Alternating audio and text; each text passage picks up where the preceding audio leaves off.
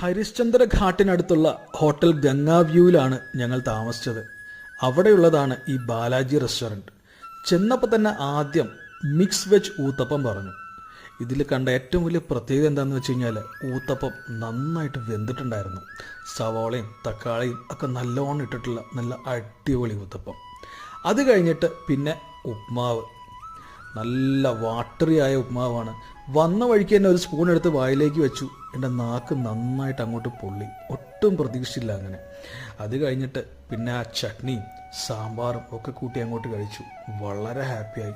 നല്ല ഉപ്മാവ്. പിന്നെ ഒരു സെറ്റ് ഇഡ്ഡലി പറഞ്ഞിരുന്നു. ഇഡ്ഡലി നല്ലതായിരുന്നു. അതിനുശേഷം പിന്നെ ചായയുടെ കാര്യം പ്രത്യേകിച്ച് പറയണ്ടല്ലോ. അവിടുത്തെ ചായ എന്നൊക്കെ വെച്ച് കഴിഞ്ഞാൽ നല്ല അടിപൊളിയാണ്. അവർ നല്ലോണം തിളപ്പിച്ച് നല്ല രീതിയിൽ ടേസ്റ്റ് ആക്കിയ ശേഷമേ നമുക്ക് തരും. അപ്പോൾ നമുക്ക് ഒരുമിച്ച് യാത്ര ചെയ്യാം, ഒരുമിച്ച് ഭക്ഷണം കഴിക്കാം.